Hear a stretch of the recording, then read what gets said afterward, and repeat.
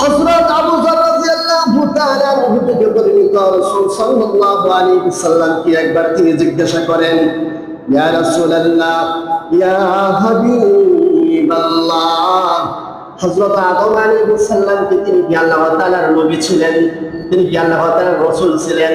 তখন রাসূল সাল্লাল্লাহু আলাইহি সাল্লাম তার জবাবে বলেন, তিনি আল্লাহ তাআলার নবী ছিলেন, রাসূল ছিলেন, তিনি আল্লাহ তাআলার সাথে সরাসরি কথাবার্তা বলেছেন। আল্লাহ রাব্বুল আলামিন তাকে তার স্ত্রী সহকারে বেহেশতের মধ্যে, জান্নাতের মধ্যে সুখে শান্তিতে বসবাস করার জন্য অনুমতি দিয়ে দেন। অন্যদিকে যখন হযরত আযাজিল ইবলিসে পরিণত হয়ে গেল, শয়তানে পরিণত হয়ে গেল, লানতকারী হয়ে গেল, তখন তাকে আল্লাহ রাব্বুল আলামিন জিজ্ঞাসা করিলেন, হে ইবলিস, তুমি আদমকে কেন সিজদা করলে না? এই ঘটনা নিয়ে কথাগুলি সূরাতুল আরাফের মধ্যে সুন্দর করে বিস্তারিত ভাবে আসছে। তখন আযাজিল বলেন, লানতকারী বলেন, হে আল্লাহ, আপনি আমাকে আগুন দিয়ে তৈরি করেছেন, আগুন দিয়ে বানিয়েছেন, আর আদমকে বানিয়েছেন হচ্ছে মাটি থেকে, কাদা মাটি থেকে। কাজেই মাটির চেয়ে আগুন উত্তম, আগুন সম্মানের অধিকারী বেশি রাখে। আদম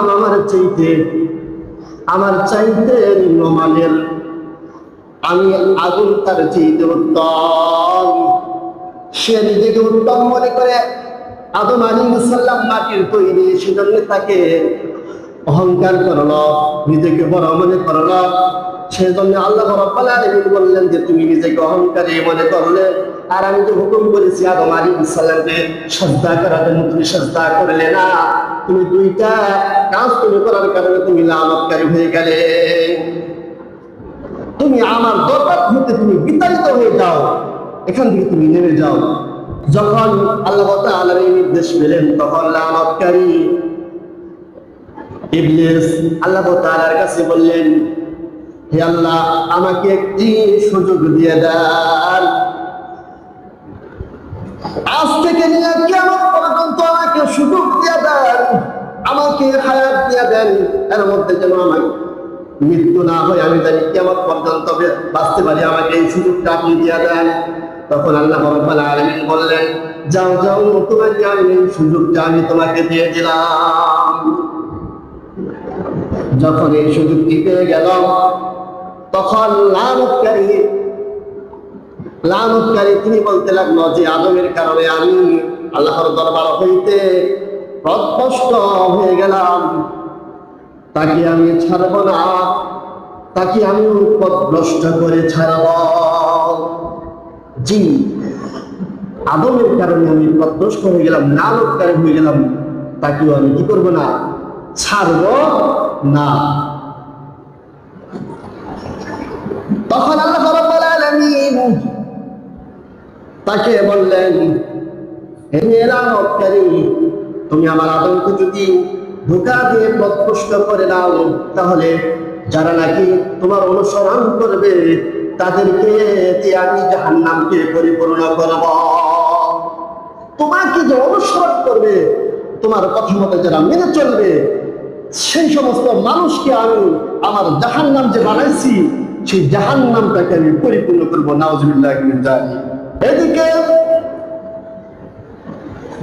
হযরত আদম আলাইহিস সালাম এবং হাওয়া রাদিয়াল্লাহু তাআলা আনহাকে যখন বেহেশতের মধ্যে তাদেরকে বসবাস করার জন্য বলা হয়েছে, তাদেরকে অনুমতি দেওয়া হইল।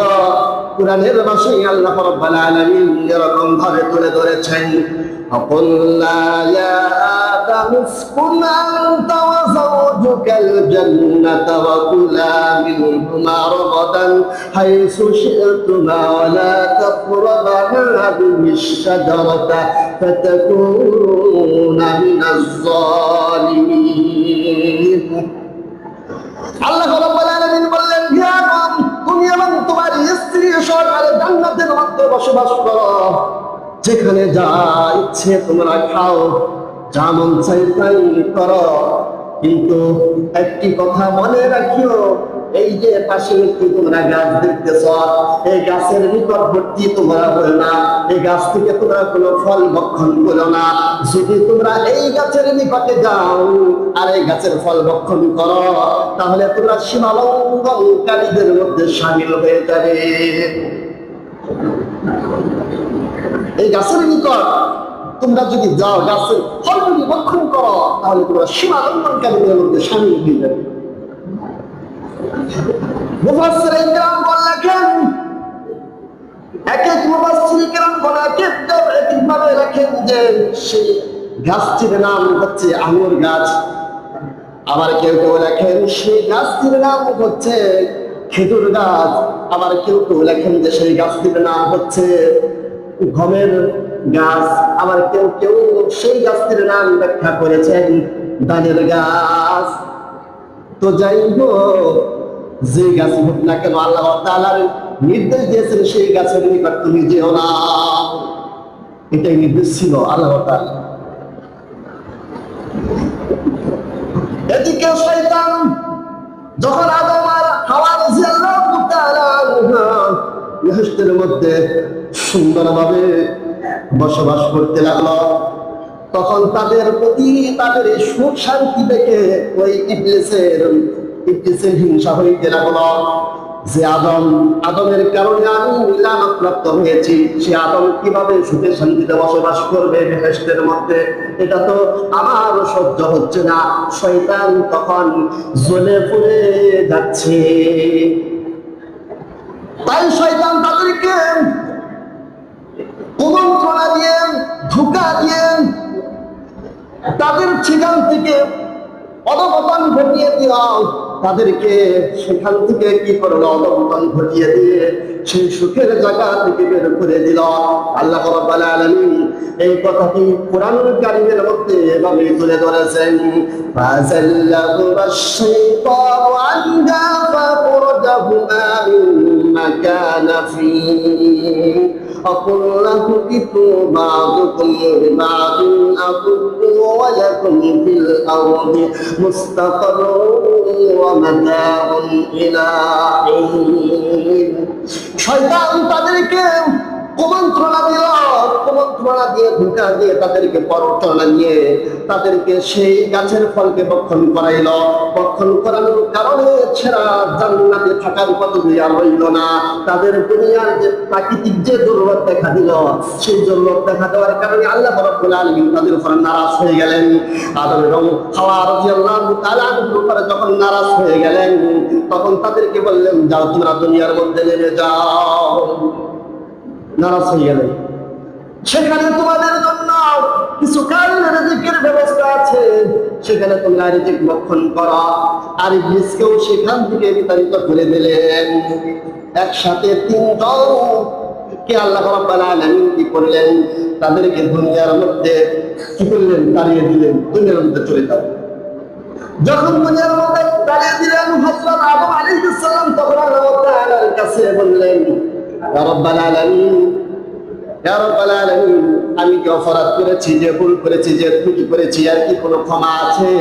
তখন আল্লাহ রাব্বুল আলামিন হযরত আদম আলাইহিস সালামকে কিছু বাণী শিক্ষা দিয়ে দেন, কিছু বাণী নাযিল করেন। সেই বাণী তখন পরে আল্লাহ তাআলার উপর কাকুতি মিনতি করে, যখন কান্নাকাটি করে আল্লাহ তাআলার কাছে তওবা করে, আল্লাহ রাব্বুল আলামিন তার তওবাটাকে কবুল আর মঞ্জুর করেন। কোরআনের ভাষায় আল্লাহ রাব্বুল আলামিন এরকম ভাবে তুলে ধরেছেন এই ঘটনাটি। আল্লাহ রাব্বুল আলামিন বলেন, ফাতালাক্কা আদামু মির রাব্বিহি কালিমাতিন ফাতাবা আলাইহি ইন্নাহু হুয়াত তাওয়াবুর রহিম। আল্লাহ রাব্বুল আলামিনের কাছ থেকে যখন কিছু বাণী প্রাপ্ত হইলেন, আদম আলাইহিস সালাম যেই কালিমাটির বাণী প্রাপ্ত হইলেন, সেই কালিমাটা সূরাতুল আরাফের মধ্যে এরকম ভাবে তুলে ধরা হয়েছে। আদম আলাইহিস সালাম বললেন, ইয়া রাব্বুল আলামিন, قال ربنا ظلمنا أنفسنا وإن لم تغفر لنا وترحمنا لنكونن من الخاسرين। হযরত আদম আলাইহিস সালাম যখন আল্লাহ তাআলার কাছে তওবা সুবহানাহু ওয়া তাআলার কাছে দোয়া করলেন, হে আমার রব, হে আমার প্রতিপালক, আমি নিজের নফসের প্রতি জুলুম করেছি, অন্যায় করেছি। আপনি যদি আমাকে ক্ষমা না করেন, আপনি যদি আমাকে রহম না করেন, তাহলে আমি ক্ষতিগ্রস্তদের অন্তর্ভুক্ত হয়ে যাব। হে রব্বুল আলামিন, আপনি আমাকে ক্ষমা করুন। আল্লাহ রাব্বুল আলামিন হযরত আদম আলাইহিস সালামের প্রতি ক্ষমা প্রদর্শন করলেন, তাকে ক্ষমা করে দিলেন। আল্লাহ রাব্বুল আলামিন কুরআনের ভাষায় এরকম ভাবে তুলে ধরেছেন, ইন্নাহু হুয়াত তাওয়াবুর রহিম। আল্লাহ অবশ্যই ক্ষমাশীল এবং তিনি অতি দয়ালু। আল্লাহ কি? অবশ্যই দয়ালু এবং অতি ক্ষমাশীল। আল্লাহ রাব্বুল আলামিন হযরত আদম আলাইহিস সালামকে ক্ষমা করে দিলেন, তারা তওবা থেকে গুনাহ মঞ্জুর করলেন। তারপরে আল্লাহ রাব্বুল আলামিন কোরআনের ভাষায় আরো কিছু বলে দিলেন, কুল্লাহু বিতু মিনহা জামিআন ফাইন্না ইয়াতিয়ান্নাকুম হুদান ফামান তাবি'a হুদায়া ফালা খাউফুন আলাইহিম ওয়ালা হুম ইয়াহজানুন। আল্লাহ রাব্বুল আলামিন তিনজনকে বিতাড়িত করে দিলেন, দুনিয়ার মধ্যে নামিয়ে দিলেন। নামিয়ে দেওয়ার পর বললেন, আমার পক্ষ থেকে যে নির্দেশ আসবে, যারা নাকি এই নির্দেশ পালন করবে, আমার পক্ষ থেকে যে হেদায়েত আসবে, যারা নাকি আমার এই হেদায়েত পালন করবে, তাদের কোনো ভয় নেই, তাদের কোনো দুঃখ নাই। তাদের পক্ষে আমি আল্লাহ রাব্বুল আলামিন আছি। যারা নাকি আমার অনুসরণ মেনে চলবে, আমার অনুকরণ করবে, আমি আল্লাহ রাব্বুল আলামিন তাকে আবার দুনিয়ার মধ্যে আবার মৃত্যু দান করব, মৃত্যু দান করে আবার জান্নাতে তাদেরকে আবার আমি তাদেরকে নিয়ে আসবো। এরপরে আল্লাহ রাব্বুল আলামিন কাফিরদের ব্যাপারে বলেন, والذين كفروا وكذبوا بآياتنا أولئك أصحاب النار هم فيها خالدون। যারা নাকি আমার সাথে কুফরি করবে, আমার আয়াতকে অস্বীকার করবে, তারা হচ্ছে জাহান্নামী, আর চিরকাল সেই জাহান্নামের মধ্যে অবস্থান করবে। চিরকাল কোথায়? জাহান্নামের মধ্যে অবস্থান করবে। সেজন্য আল্লাহ রাব্বুল আলামিন আমাদের সকলকে সেই জাহান্নাম থেকে হেফাজত করুন, সকলেই বলি আমিন। শয়তানের ওয়াসওয়াসা থেকে আমাদের সকলকে হেফাজত করুন, সকলেই বলি আমিন।